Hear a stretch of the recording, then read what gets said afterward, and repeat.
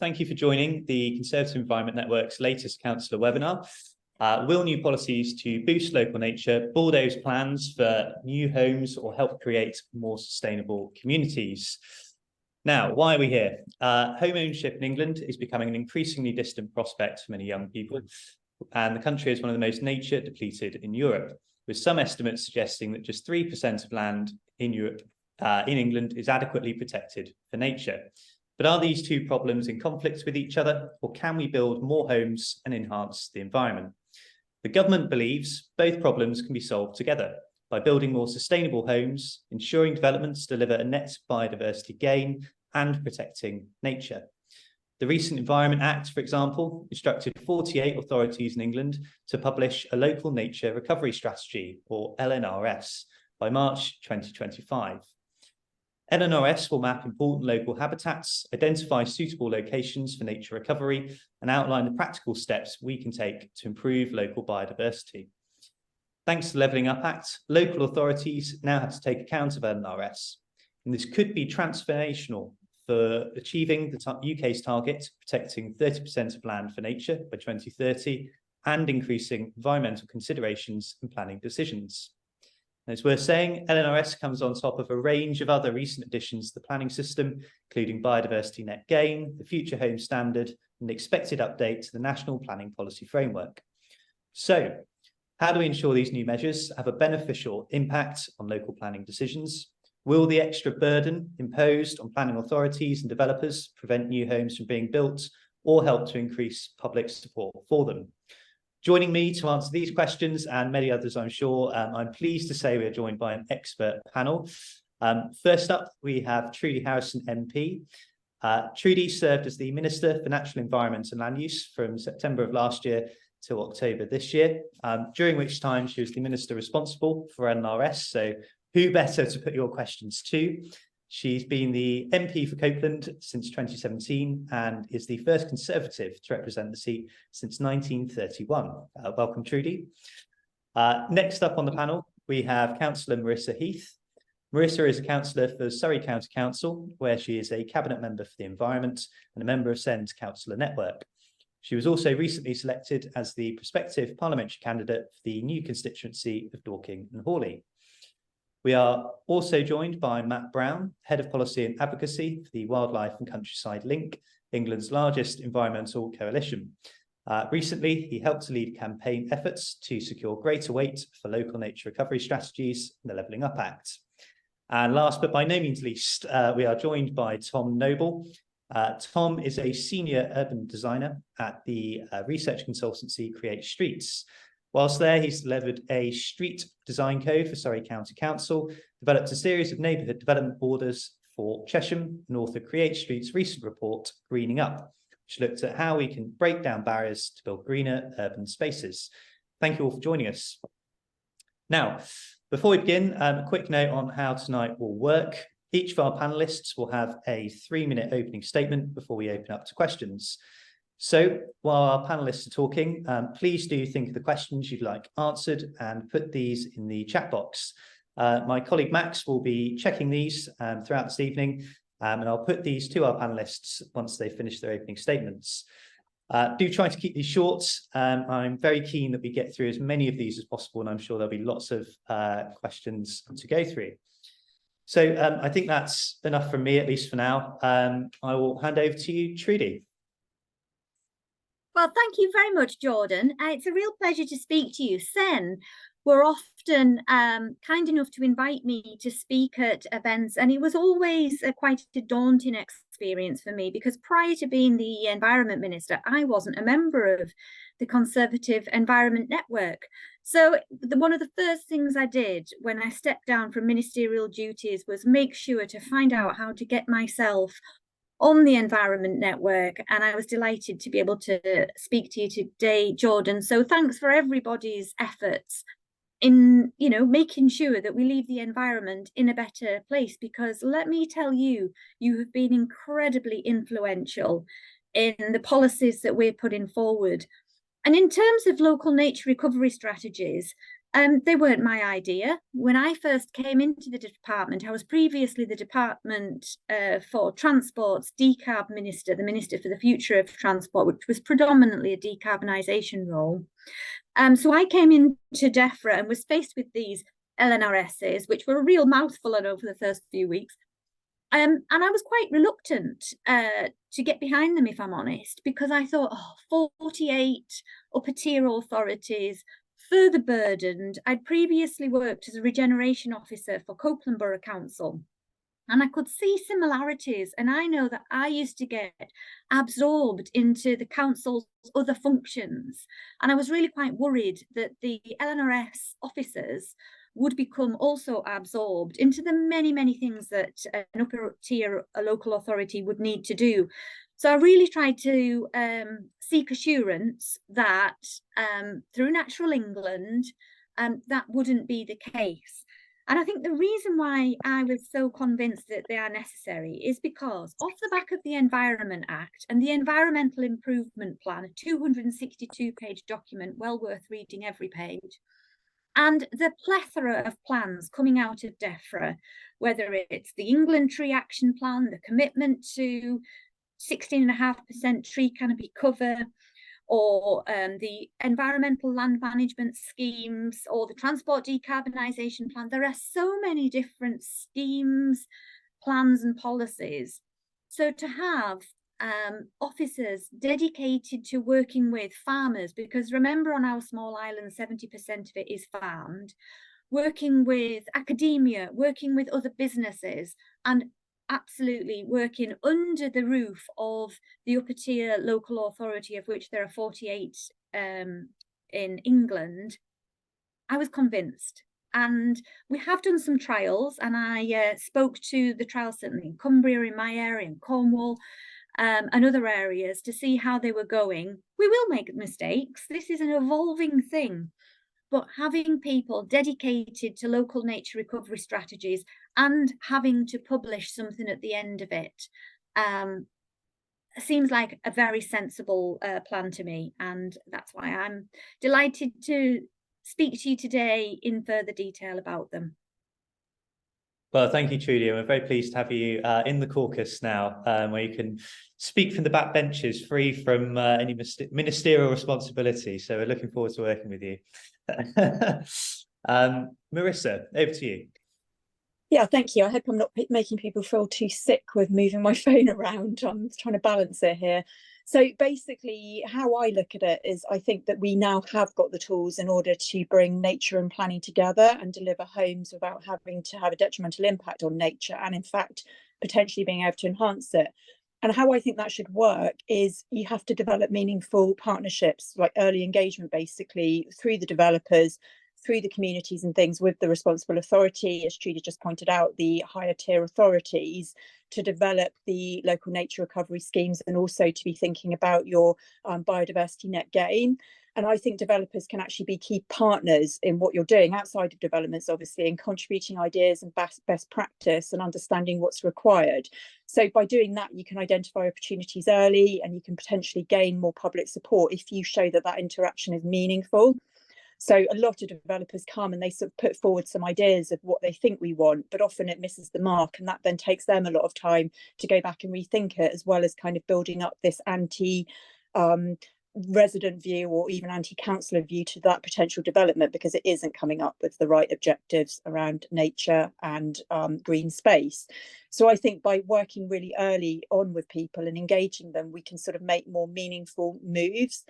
And I think that when we look at things like biodiversity net gain, which offer massive opportunities as well, we can link them to the nature recovery strategies, and you can work with developers to go beyond that 10% on them too. So we really think that it's the partnerships between all of those key stakeholders, really, and the linking up of the BNG, the linking up of CSR, the linking up of carbon agendas and social value alongside the nature recovery stuff that can lead to much more meaningful outcomes.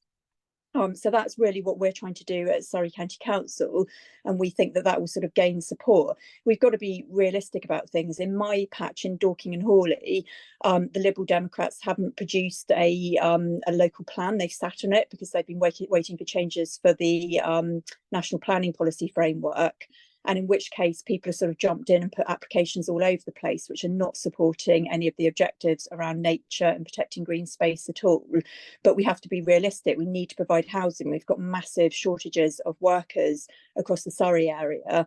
So it's how we sort of do it all. And we can go from the smallest measures. You can be having your integrated bat and bird boxes, your insect hotels, you're using hedges rather than fences, all of this kind of thing, to stuff that's even bigger in terms of large spaces and creating forestry and really developing that urban habitat.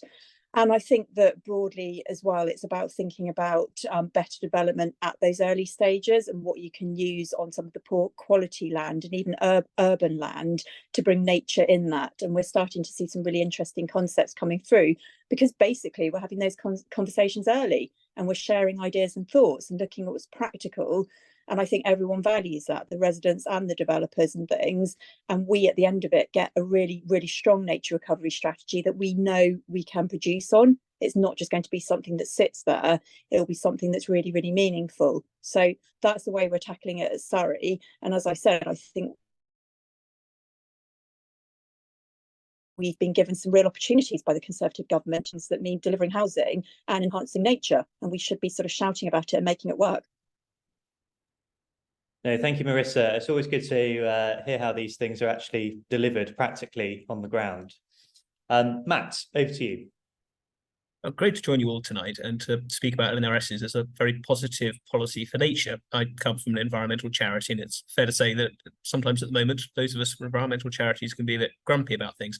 It's a real pleasure not to be grumpy about something and to wholeheartedly welcome a policy which will help communities to restore natural habitats that they love to health.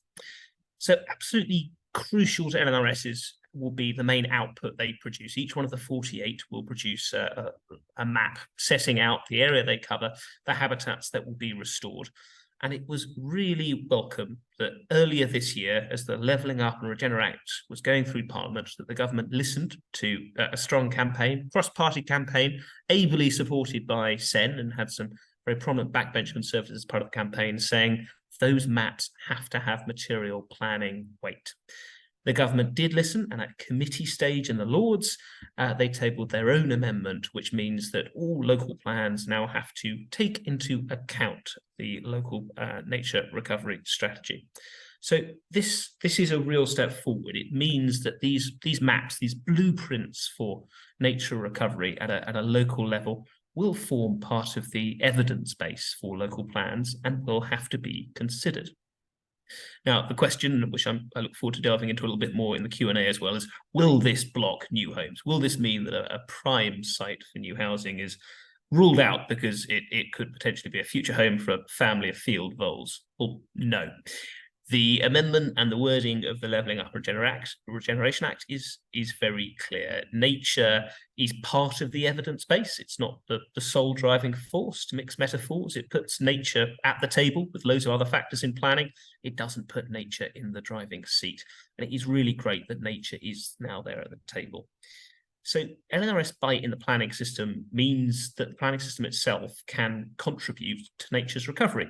Thanks to the Environment Act, there is a binding legal target to halt the decline in species abundance by 2030. And this means that the planning system can now start to contribute towards the achievement of that. It's welcome for a lot of businesses. It was interesting during the campaign I mentioned in the Levelling Up and Regeneration Act, we were supported by over 100 development and planning businesses who really wanted to see this happen. It's a good example of where nature organisations and businesses came together to say nature has to have a role here. And it's really good that the government listened.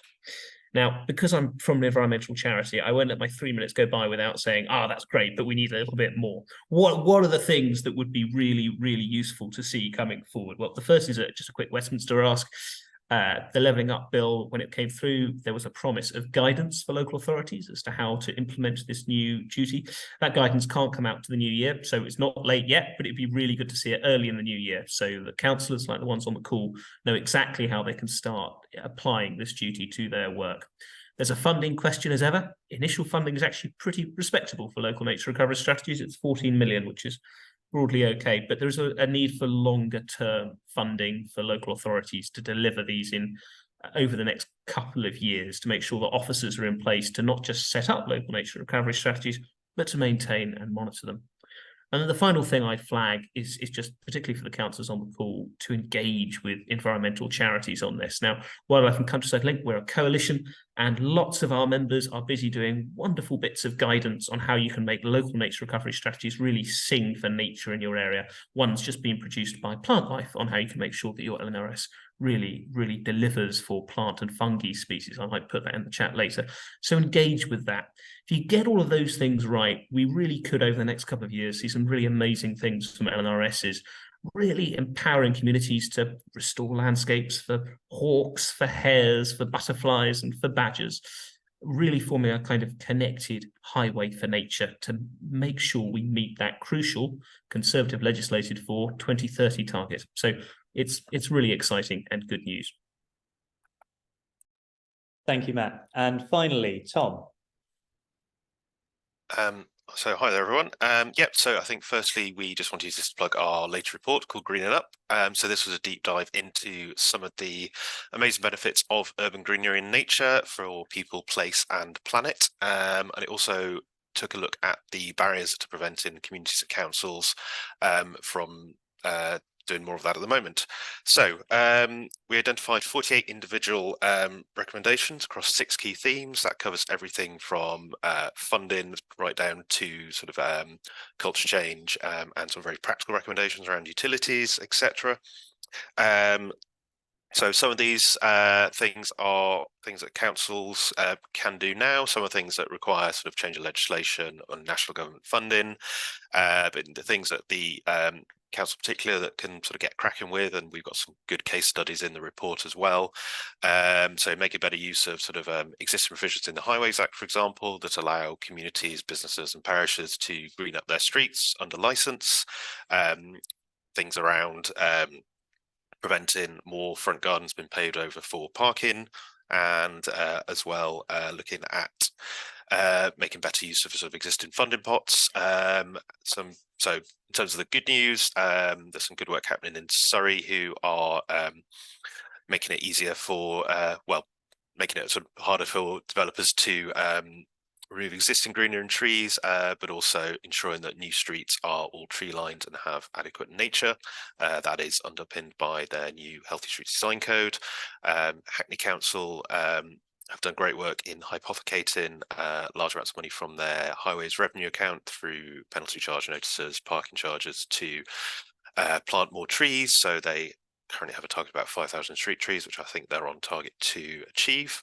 It's not all good news. There are some examples of degreening happening and some slightly aggressive moves. We know Richmond, for example, have made it easier for people to install drop curves and pave over their front gardens. And it's a good example of where sort of one environmental policy, because this is all, that policy is very much based around making it easier for electric vehicle charging, is having a negative environmental impact in other aspects. So I think lastly, I would just like to sort of stress that this isn't all about access to nature. We need to talk a little more about exposure. I think that's one of the key messages we brought through in the report. I think we just like to say people shouldn't have to make an appointment with nature or get on a bus or walk more than 10 minutes. It should be on their doorstep in that sort of 1 minute city rather than the sort of 10-20 minute neighborhood. So we're talking about sort of interweaving greenery within our streets through pocket parks, squares, suds, street trees, of course, rather than designating sort of areas outside of where we live. We really want to sort of bring nature to people and green our streets. Thank you. No, thank you, Tom. I think that's something we can all get behind. Before we turn to your questions, I'm going to fully abuse my position as chair and ask my own very briefly.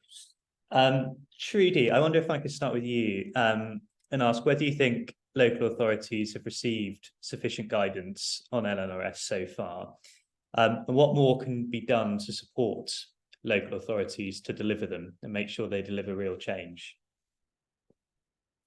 Well, I think the councillors on this call are probably best placed to tell me whether they have. More guidance, as I remember, it was coming out early 2024. And in terms of the funding that was made available, it was all very much done under a consultation and with new burdens borne in mind, because this clearly is a new burden for those 48 upper tier authorities. But I will wait to see what councillors say who've got some experience of this so far. And you know, the 48 upper tier authorities are so vastly different. I mean, to compare London and Greater Manchester with somewhere like Cumbria and Cornwall, hugely different. Some will have an awful lot of farmers. Some will be blessed with a plethora of ENGOs and charities and academia, and others won't. And that was always something that we, I suppose, struggled to work out the methodology and the guidance for, because there isn't one upper tier authority that's the same as others. So it is a fairly individual process. But we do have a raft of plans and targets set out across that environmental improvement plan, 10 goals, all working to halt nature's decline by 2030 and increase its abundance after 2030. And more specifically around protecting 30% of our land. But I think in order for us to do that, and I come back to the fact that we are a very small island with 67 million people calling it home, there or thereabouts, where 70% is farmed, where we only have about 14% tree canopy cover at the moment. We've got real challenges as the Minister for Land Use with what we put where. So working out what can live with each other and how we can have greener streets and more nature-based solutions, and how we can live with nature is the key here. And I think the great thing about biodiversity net gain is the first point is don't take it out. You know, don't remove that old hedge rich in different species. Don't remove that species rich grassland unless you absolutely have to. You have 2 years. But it really puts the focus on don't remove it, appreciate it, not just from a financial perspective, but understand how much nature depends on that. And the BNG methodology is weighted to how important a particular habitat is, because this is all about habitat. That is why our nature is in such a crisis, because we've removed so much of its habitat. No, thank you, Trudy. There's lots to unpack there. I think before we do, Marisa, I'd be interested to turn to you and to hear about your experience in Surrey, just about the guidance you've received on this, and what more you think you need in order to deliver on NRS. Well, I mean, local government is never going to say we don't need more money and resources, are we? I mean, come on. Of course, I'm going to say I'd love an army of ecologists, please. At the moment, we've got 2, for example, in Surrey, and we're trying to figure out our baselines on everything so that we can be confident in what we've got now and what we are going to increase it by. But I think it goes to Trudy's point that every area is unique, and there's different ways of coming at things. So the guidance is good, but you don't want too strong a guidance that then kind of curtails you into everyone doing the same thing. And I think there has to be an element of slight competitiveness in this as well, to kind of say who's doing it really well, what can we practice, how can we all push ourselves to go further. I think that's a really good thing to have. I'd also make the point that there's barely anyone who's not interested in this agenda. So people will challenge net zero and things. I've still got residents and things who challenge what I'm doing on my net zero agenda, but everyone loves nature. I mean, there's very few people that don't want to talk about biodiversity and nature and protecting their green land. And within those people, within that cohort of people, I've got 2 universities, for example, in Surrey, and there's young people doing PhDs and things who really want to get involved with this because it's great for their learning as well. So across the board, there's lots of people who want to get involved in this work. And it goes back to my earlier point that collaboration and connecting all of those people and getting in the buy-in early on is what will change everything. Because there is also the element that Trudy just touched on about the old hedge. There's the people's viewpoint of what they think good habitats and what things should look like. And actually, it's very different often to our perception of it. So I might have some residents going mad because someone's clearing some very small sort of trees and bushes and things out of the way. But actually, it's going to create a better habitat for another species or something to cultivate that. And people don't always get that. So bringing everyone in early and using all the resources you've got, I think, is key in this work. No, I think that's right. And your point on nature as well, the Prime Minister was absolutely right to mention the Sycamore Gap, I think, in his recent report. And the outcry from that shows our kind of intrinsic love of nature, I think. Tom, turning to you, I wonder if I could ask your recent report, Greening Up, which is very good. If you haven't read it, do go and read that. Are there any examples of best practice you'd like to highlight in particular? Are there any areas doing this stuff really well? And what can we learn from them? Thank you. Yeah, well, I think there's the two I mentioned already, Surrey's new guidance and the work that's happening in Hackney in sort of really trying to increase their canopy cover. I think they have a target of 30%. And it does vary a lot up and down the country. Those are two that sort of that really stand out. I think it's a lot easier unfortunately, it's a lot easier in the southeast at the moment, where development values are higher. There is more potential to capture value from development, and councils sort of frankly have more money from things like parking. I think RBKC has something like sort of £60 million in their account for parking review, etc. I imagine that's not the same in Copeland, for example. So we do have issues around that, and I think that is something worth highlighting, that the resources aren't spread evenly throughout the country. We're doing some work in Grimsby at the moment. That's one of the most deprived wards in the country, and it's also one of the most sort of nature deprived. They have a canopy cover around 2%, and it just doesn't have the resources, and there's very little opportunity there for there's a very engaged local group actually trying to do something about that and plant more trees, but it's very difficult because the resources just aren't there. So there's a real mix up and down the country of a lot of places doing it quite well where they have resource and some not, I'm afraid.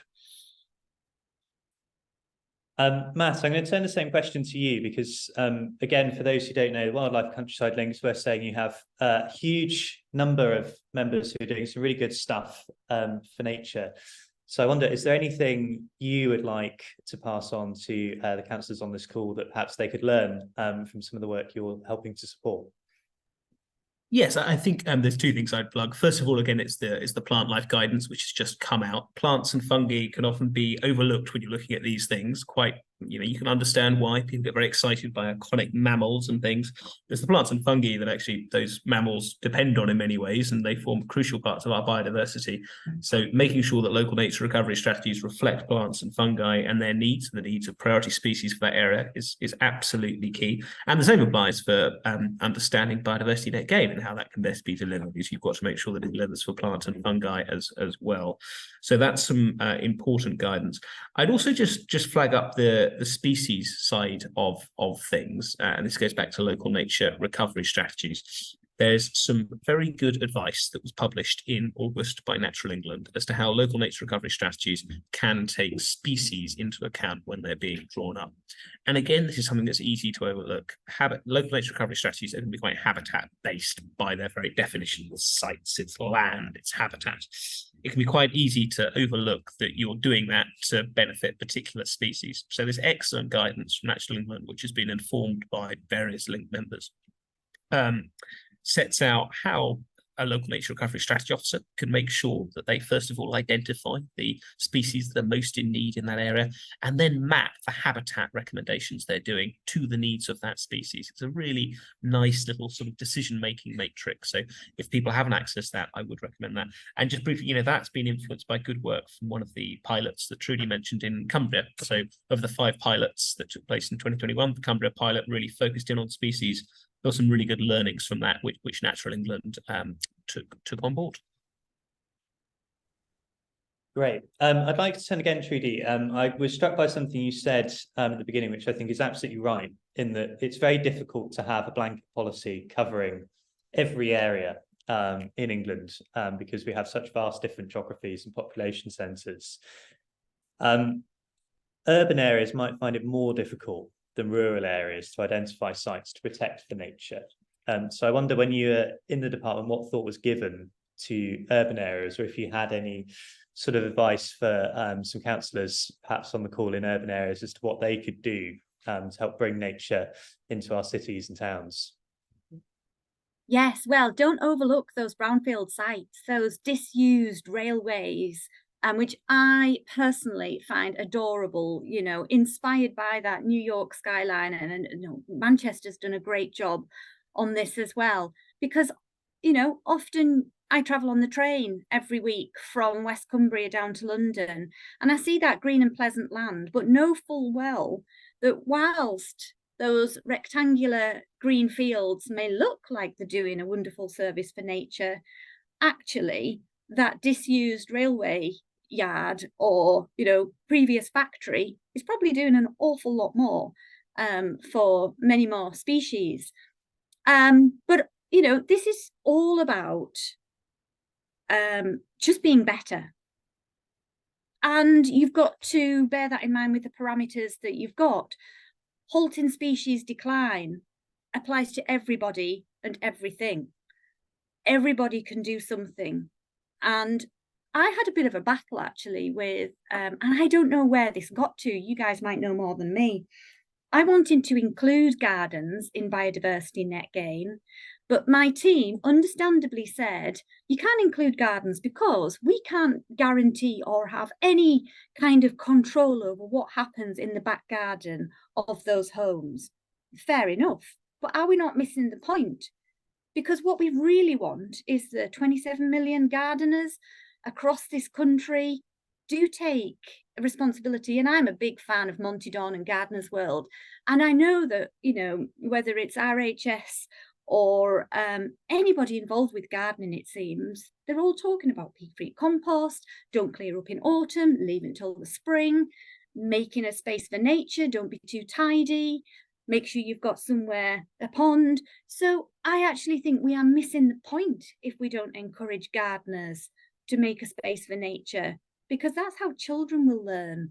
And that's how, as a society, we will be much more connected with nature, because we've seen it literally off our doorstep. The RHS were also very keen, but I'm not sure where we got to on this.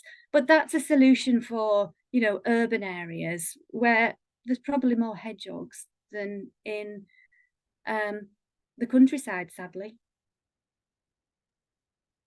I think that's a very interesting point on gardens there, certainly one to think of. Tom, I wonder if I could ask you something Trudy mentioned there. We've had some questions in our chat about brownfield sites and abandoned sites and what we can do to help kind of redevelop these sites or perhaps pass them over to nature.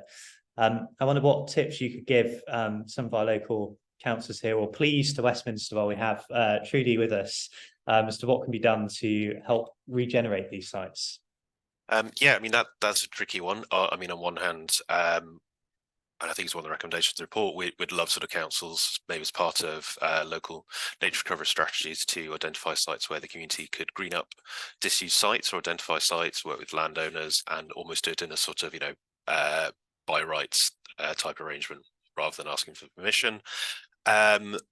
Sort of two thoughts on that. Yeah, that'd be a really, really positive thing. But then, you know, lots of places, it's not the same everywhere, but a lot of places we do need housing, and brownfield sites are, you know, probably the most sustainable opportunities for that. And we do run the risk of sort of preventing house building on sites like that down the line. So I think we have to sort of, you know, balance those things quite carefully. And yeah, it's not all about, sort of going back to sort of what I was saying earlier, it's not always about, you know, big spaces, or I think there are many, many opportunities in urban areas, whether that's on the street, there's sort of little kind of I mean, railway, you know, railway cut-ins and embankments, that was a really, really good example. Those sort of, you know, bits of land that sort of fit in between and won't be used for anything else, where there are plenty of opportunities. And yeah, I think that most of the country is agricultural and farmland, and that's probably where the bigger wins are. So I just think we need to be careful in sort of trying to you know, designate every available site in urban areas when we do have those competing needs. But then with things like biodiversity net gain, when those sites are developed, we will ensure that there are now there will be, you know, adequate nature in those sites as well. Matt, I'm going to pick on you now. couple of people have picked up on the fact that we are talking about the planning system here, and that we are potentially talking about a relatively small amount of land in comparison to the change we need to meet the UK's what's called the 30 by 30 targets to protect 30% of land for nature by 2030. LNRS obviously doesn't solve all of this, but I wonder what contribution you think it does make, and if there's anything more we can do to help meet this target. Yeah, absolutely. I mean, I could go on for ages on this, but I won't. I will divide my answer up into two buckets. First of all, BNG, and then LNRS, and then perhaps, if I haven't gone on too long, about other bits and pieces. First of all, with biodiversity net gain.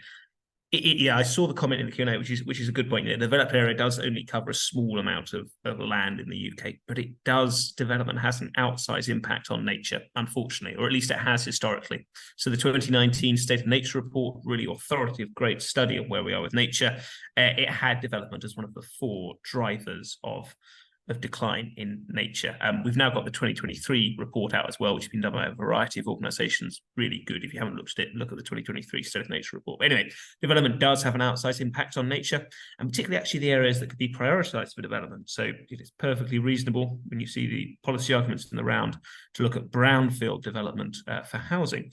However, brownfield is particularly important for invertebrate species and for various reptiles as well.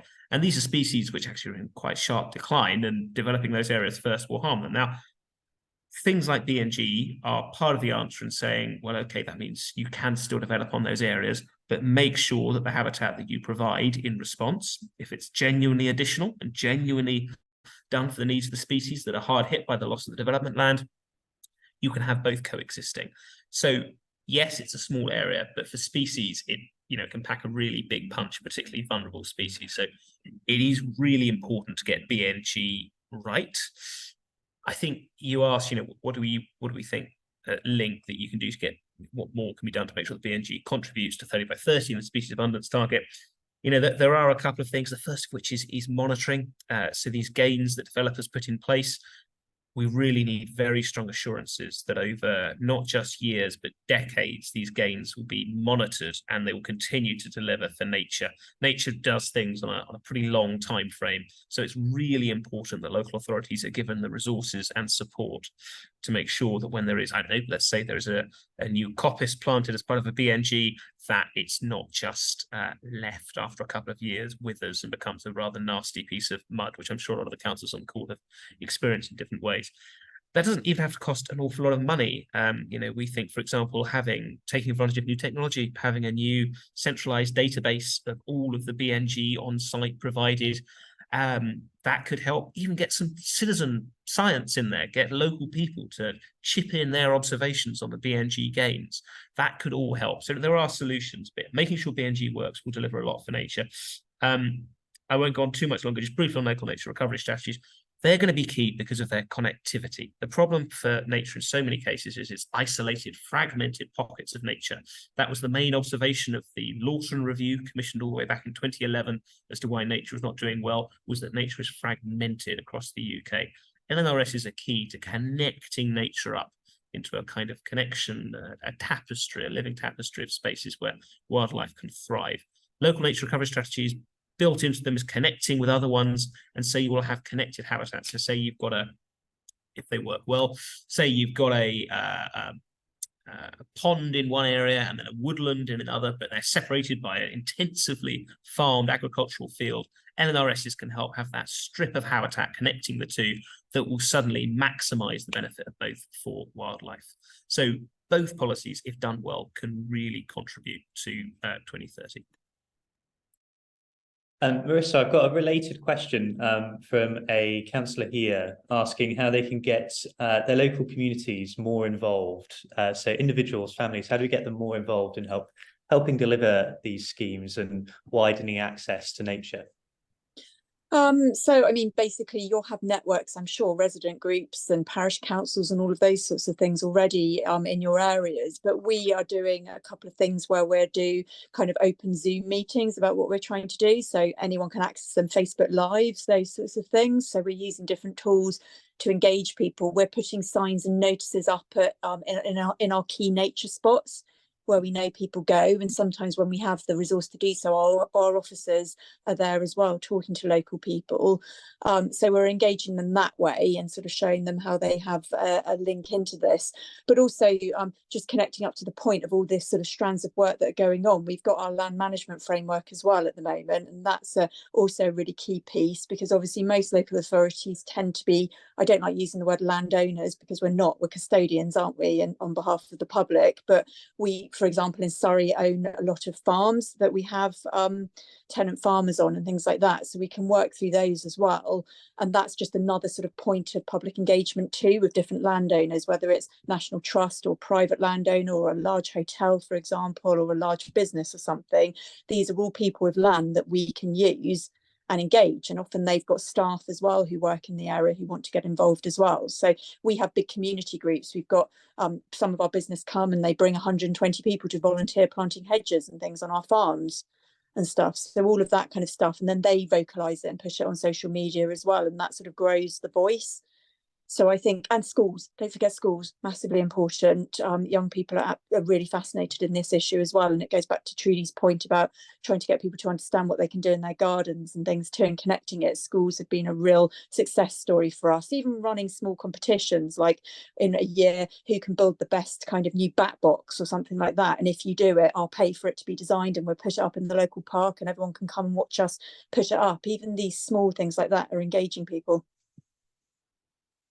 I think that's really encouraging to hear. Lots of ideas in there, hopefully, which will be taken up, and we'll see many more back boxes across our schools. I don't know if I meant bat boxes, but you know what I meant, just whatever, bee hotels, or I don't think bats have boxes, do they? Bird boxes, whatever it is. But yeah, whatever it is, you get the kind of people thinking about it and coming round, convalescing around these kind of issues.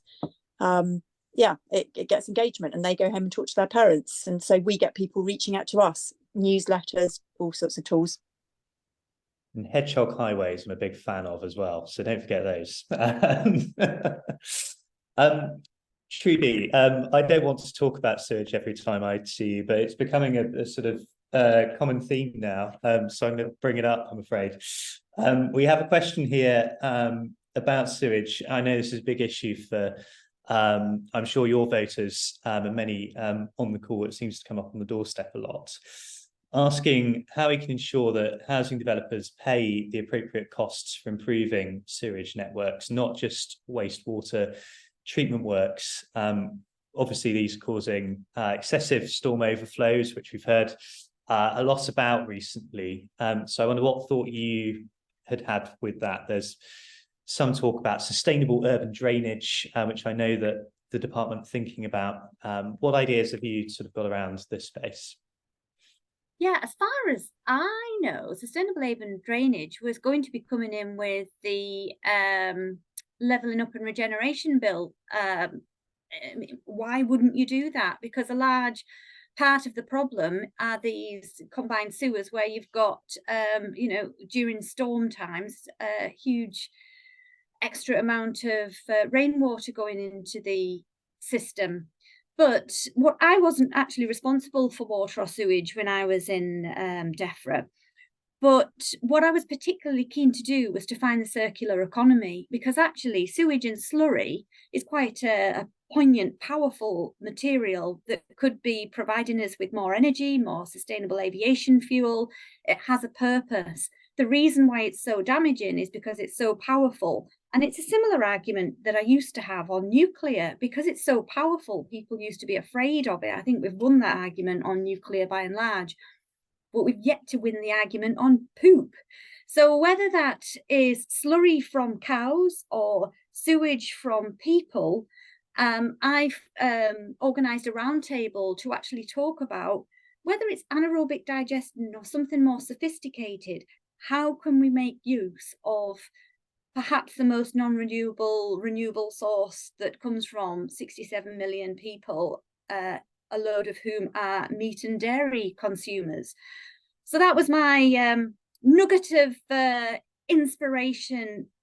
And I would say, for nutrient neutrality, that is the long-term solution tackling our sewage and slurry, but also reducing the amount of water that gets into the system as well, and nature-based solutions, because they will also provide habitat. I think the WWT, the Wetland Trust, do a tremendous job.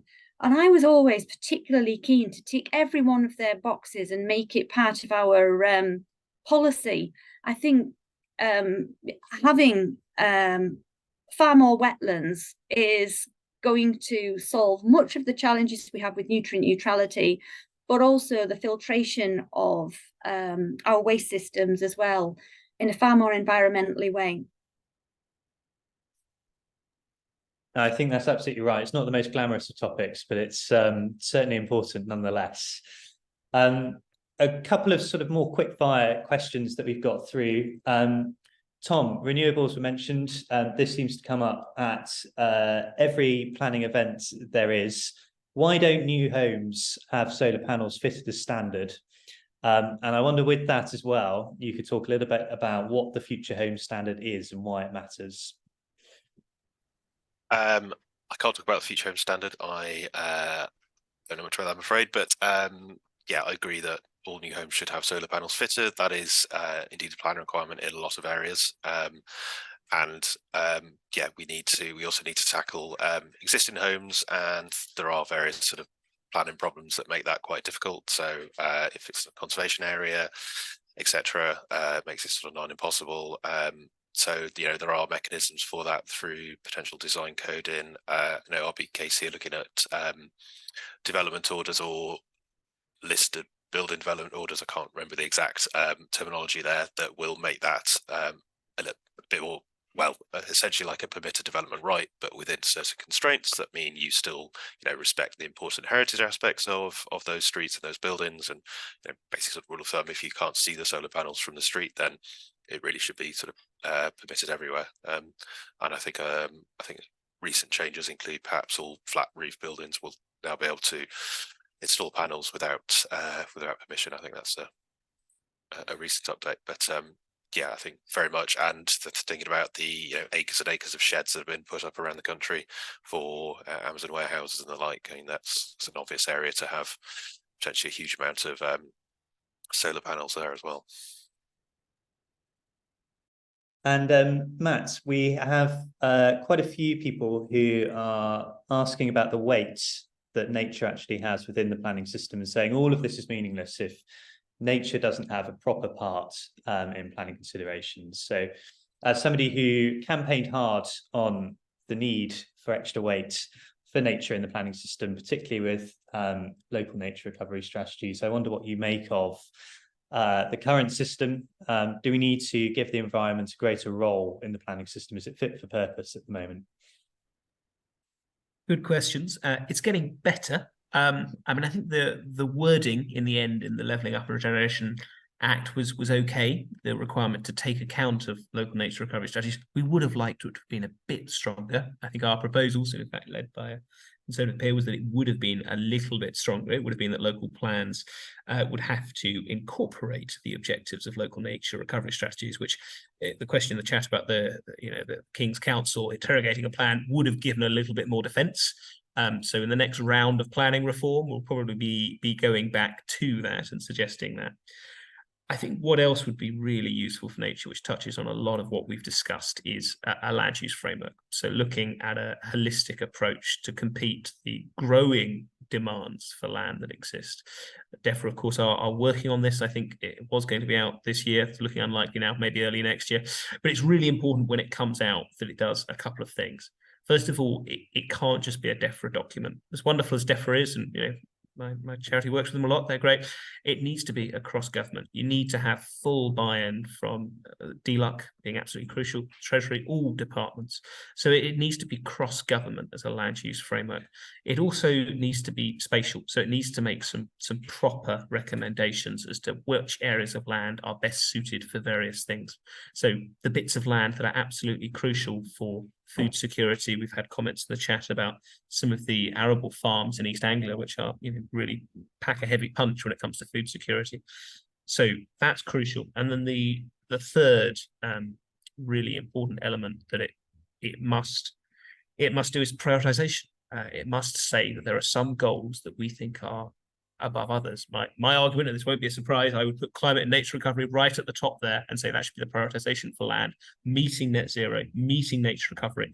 And just briefly as to why I think that should be such prioritization, some of the other needs just can't be delivered if we fail on those goals. If climate change continues to accelerate, our existing housing stock will be in jeopardy. 20% of it is very vulnerable to flooding and heating, let alone new housing.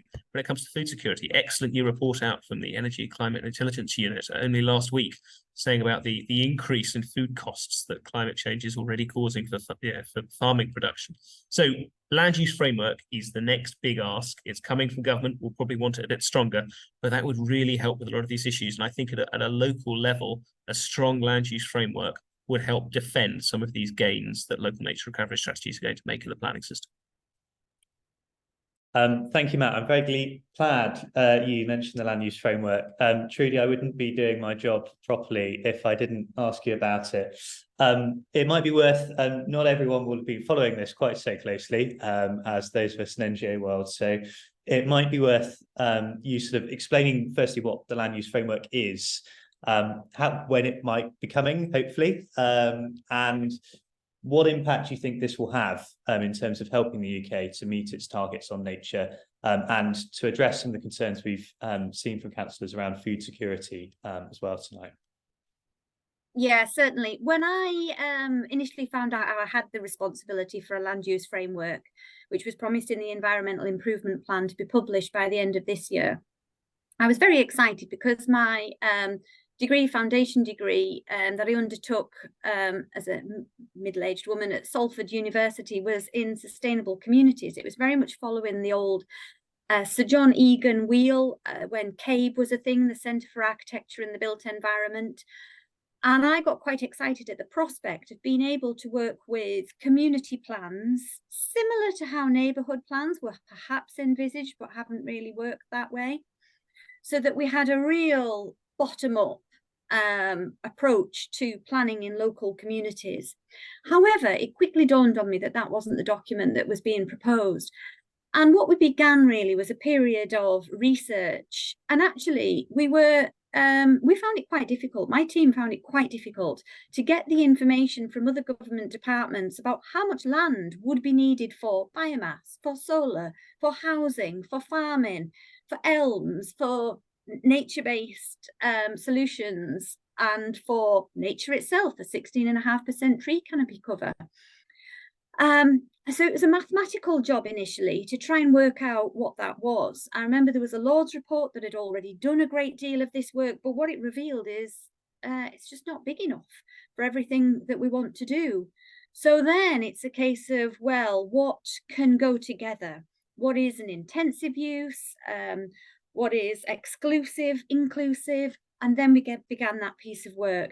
Actually, Secretary of State took a very, very keen interest in the land use framework. And I think it was yourself, Tom, that's just said this.